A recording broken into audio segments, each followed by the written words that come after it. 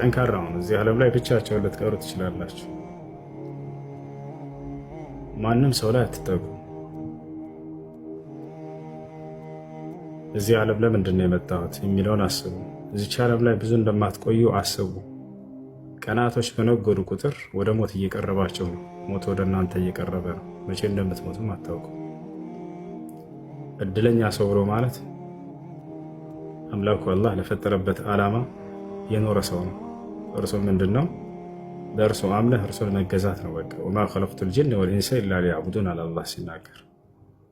ሰውንም ሆነ ጅኖችን አልፈጠርኳቸውም እኔም በብቸኝነት እንዲገዙኝ ይቻለ። አደራ ሳታምኑ በፊት ሞት እንዳይመጣባችሁ። አላህ በቁርአን ላይ ወላ ተሙቱነ ኢላ ወአንቱም ሙስሊሙን ይላል።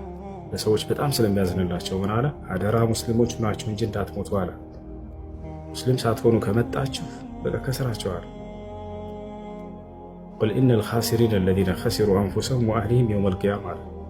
ሰዎች ሆይ የከሰረ ሰው ብሎ ማለት ነፍሱን ያከሰረ ሰው ነው የትንሣኤ ቀን ብሎ አላህ ይናገራል። እድለኛ ሰው ብሎ ማለት የትንሣኤ ቀን ከጀሃነም እርሳት ራሱን ያዳነ በማመንና በመስራት ማለት ነው። ይህ ዓለም ጊዜያዊ ነው፣ ብዙ የምትቆይበት አይደለም። እዚህ ዓለም ስትኖሩ ጊዜ ልክ እንደ እንግዶች ናቸው።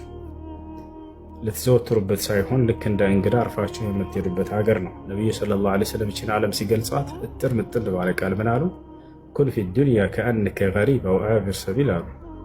በዚች ዓለም ስትኖር ልክ እንደ እንግዳ ወይም እንደ መንገድ አላፊ ሆነህ ኑር አሉ። መንገድ አላፊ የሆነ ሰው አይዘወትርም እኮ የሆነች ጥላ አግኝቶ እሷን ተጠልሎ ልክ ያ ፀሐይ ሲያልፍለት ጊዜ ይሄዳል ጥሎት። ልክ እንደዛ ናቸው እዚህ ዓለም ላይ።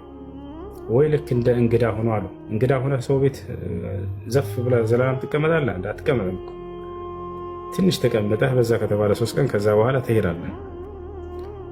ያ ነው